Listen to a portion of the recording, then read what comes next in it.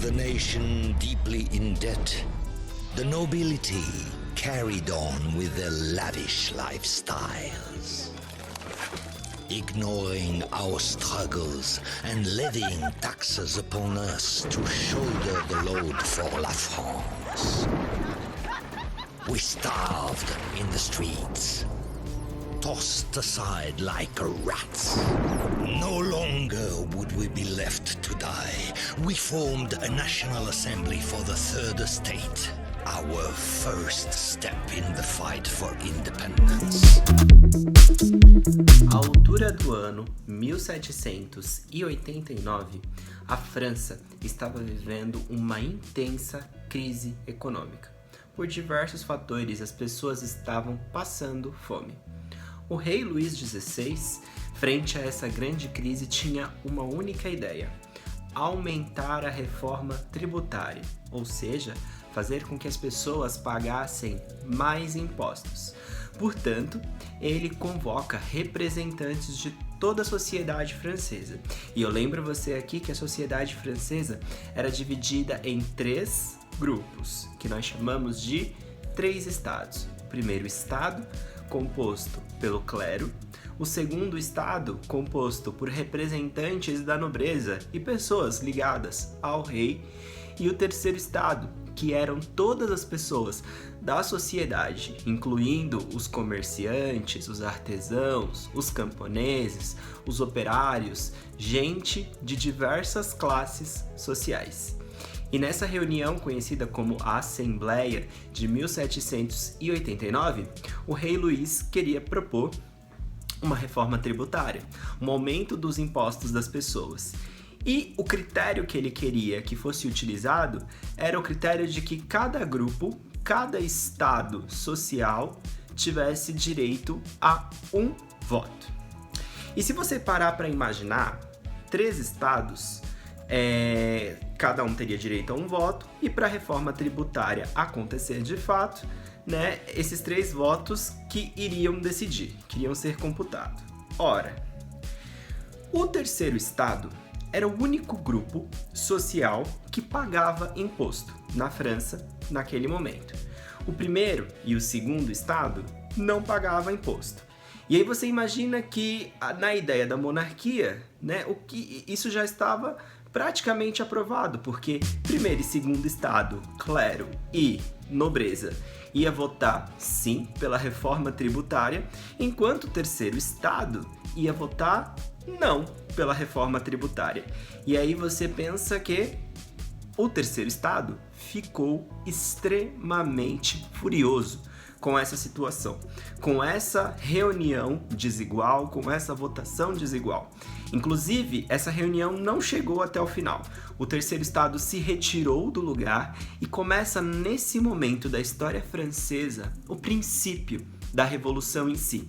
O terceiro estado decide convocar uma Assembleia Constituinte. Isso significa que o terceiro estado estava prestes a arquitetar uma nova organização para a França, um novo código legal. O terceiro estado pediu por uma coisa só: uma monarquia constitucional, ou seja, continuaria o poder do rei. Entretanto, esse poder do rei seria regulado por um parlamento, né? Pessoas que seriam as responsáveis por deixar com que o rei não ultrapassasse os limites.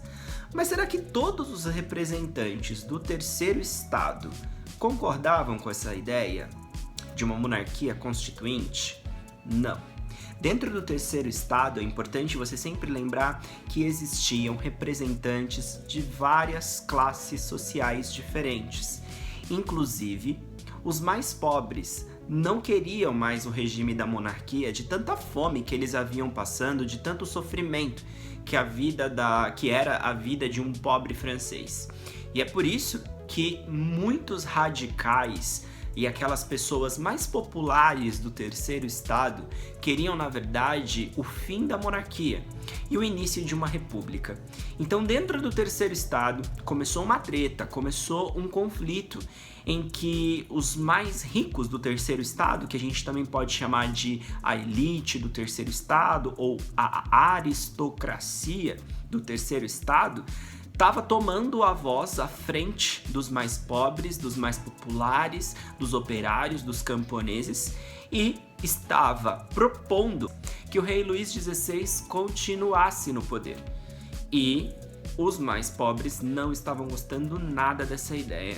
Então percebam que existe uma revolta contra a monarquia, existe uma revolta também dentro do próprio Terceiro Estado, e é nesse cenário que a Revolução Francesa se inicia.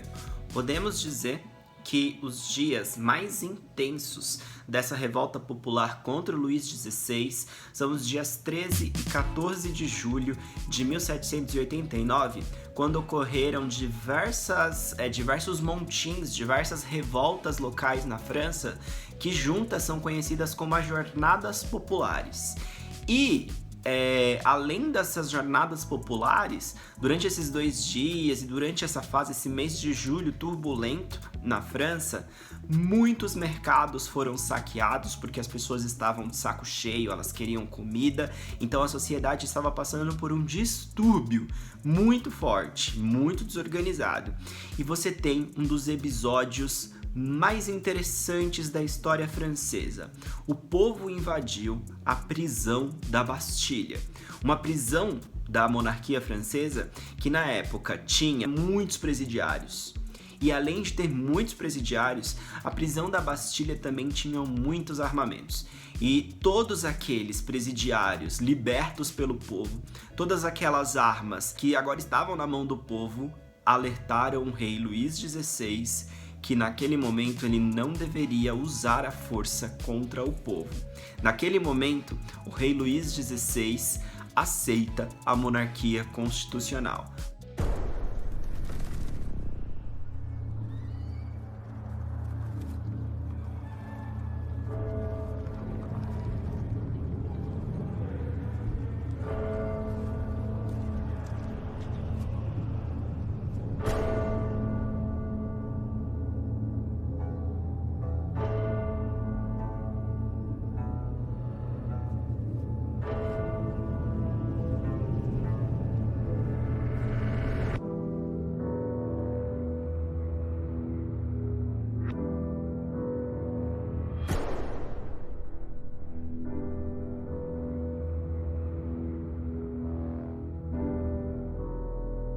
Welcome to your life.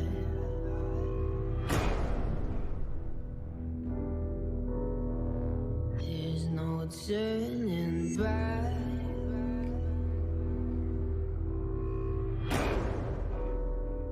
Even while we sleep, we will find you acting on your best behavior. Turn your back on Mother Nature. Everybody wants to rule the world.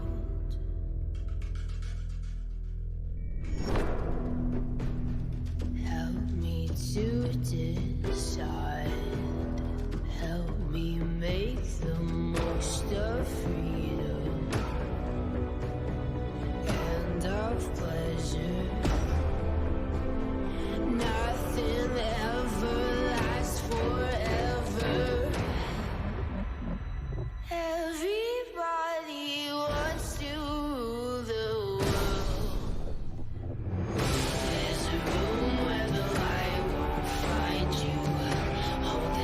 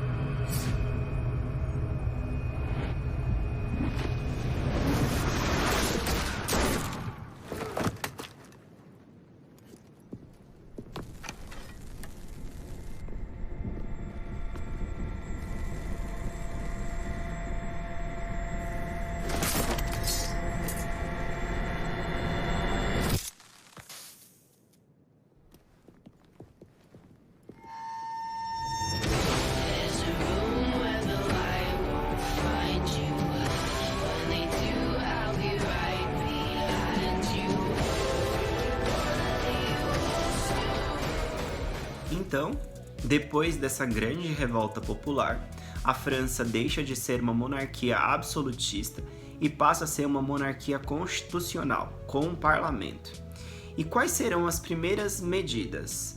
Uma das mais importantes é a elaboração de um conjunto de leis conhecido como Declaração dos Direitos do Homem. Essa lei é muito importante na história francesa porque é nesse momento que é reconhecido que as pessoas têm direitos básicos, como, por exemplo, um direito à alimentação, algo que era muito precário na França naquele momento. Outras coisas bem curiosas desse momento, desse pacote de leis, é a abolição do dízimo, que significa, antes o dízimo era obrigatório na França para todo cidadão. E a abolição do dízimo representa também um afastamento da igreja do poder. Então a igreja perde um pouco de poder nesse sentido. Eu chamo a atenção aqui também para o direito do povo francês ter propriedade privada. Poucas pessoas na França tinham casa própria, tinham um lugar para chamar de seu, porque muitas terras e muitos imóveis pertenciam a nobres e somente a esses nobres, e esses nobres cobravam aluguéis por esses imóveis, por essas regiões onde eles moravam, e as pessoas tinham esse lugar mais como um empréstimo, como um aluguel, do que esse lugar como seu. E muitos lugares também eram da igreja. Então, a monarquia constitucional, ela vai dar o direito às pessoas, desde que elas possam comprar, é lógico, ela vai dar direito às pessoas a elas terem o seu lugar para si, o seu lugar privado, o seu direito à posse de um imóvel.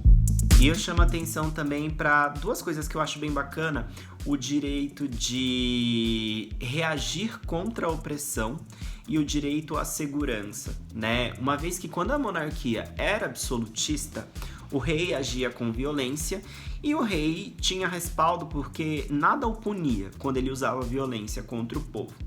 E quando é proclamada a Declaração de Direitos do Homem, não. A sociedade passa a ter preservado ali o seu direito de se manifestar, né, e não ser oprimida nesse sentido. Alguns castelos na França e alguns feudos ainda obrigavam muitas pessoas a pagarem taxas e também proibiam comerciantes de vender nas suas regiões alguns produtos, algumas mercadorias.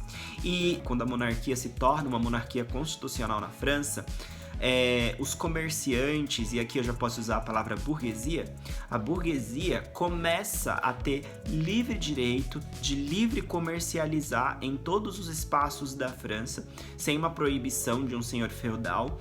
Inclusive, algumas pessoas podem deixar o feudo para conquistar a vida na cidade ou para tentar a vida em um outro lugar, sem ficar amarrada aos feudos como se elas fossem servos. A monarquia constitucional também deu o direito ao voto. E quem podia votar nos representantes sociais que estariam no parlamento? Quem votaria seria homens, somente homens, e homens que tinham uma determinada renda social. Esse tipo de voto é conhecido como voto censitário. Então não eram todas as pessoas que podiam votar. Só podiam votar aquelas pessoas do sexo masculino que tinham dinheiro. Então o poder político francês passou a ser dividido em executivo, legislativo e judiciário. E ficou a cargo do rei, no caso na época o Luís XVI, o poder executivo, enquanto o parlamento ficou por trás do poder legislativo. E alguns representantes passaram a exercer o poder judiciário, que é o poder de regular se tanto o executivo quanto o legislativo estão operando para o bem da sociedade. E uma questão muito complicada dessa monarquia constitucional é que a França, anos antes de tudo isso acontecer, tinha invadido o Haiti e tinha traficado negros para trabalhar no regime escravo na região do Haiti, que foi uma região conquistada pela França.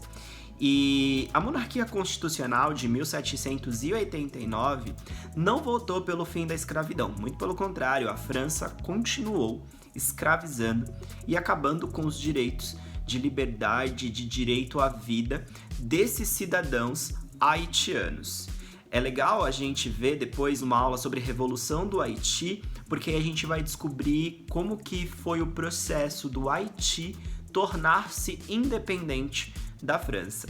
Se você perceber bem, por todas as ações que aconteceram durante a monarquia constitucional francesa, qual é a classe social que ascendeu ao poder, que estava em evidência, que estava tomando a frente em tudo o que está acontecendo? É simples de notar. Você vai perceber que o que mais mudou foi a liberdade de comercializar, né? E isso é muito simbólico dos comerciantes, dos donos de fábricas, de indústrias, ou melhor, dizendo em uma expressão só, da burguesia. E como era a burguesia que estava à frente da maioria das mudanças sociais em 1789, as pessoas mais pobres, as pessoas mais populares, elas estavam ainda muito furiosas com uma série de coisas. Primeiro, as pessoas ainda estavam passando fome. Portanto, na cidade de Paris, principalmente, o grupo mais popular de pessoa, que era conhecido como sans-culottes, e quando nós dizemos sans-culottes, a gente está falando de culottes, são roupas chiques, são roupas finas. Então, sans-culottes eram aquelas pessoas que não podiam ter roupas muito chiques para aquela época. E esse povo do espaço urbano de Paris, da periferia de Paris, esse povo começou a se mobilizar. Primeiro, a favor de direito de alimentação para todos, porque muita gente ainda passava fome. Uma outra coisa que uniu os mais pobres em favor de uma mudança mais radical na França foi a questão do voto, porque o voto somente para homens ricos era algo que incomodava muito os demais cidadãos da sociedade francesa.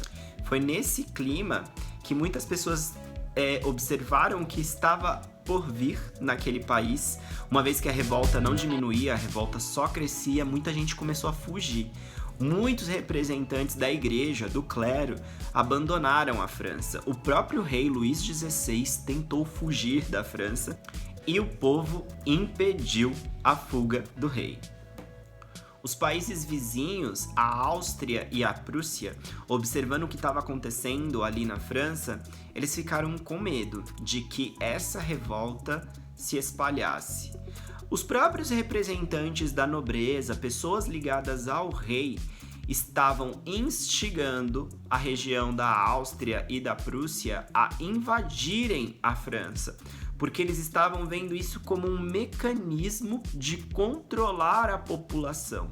O próprio rei Luís XVI incentivava o povo a guerrear contra a Áustria e a Prússia, impedindo uma invasão da Áustria e da Prússia. Ele estava preocupado com o território francês? Não. Luís XVI estava preocupado principalmente em conter o povo. Ele acreditava que a Áustria e a Prússia invadindo a França e deixando o povo mais fraco, ele teria maior facilidade depois de dominar o povo derrotado.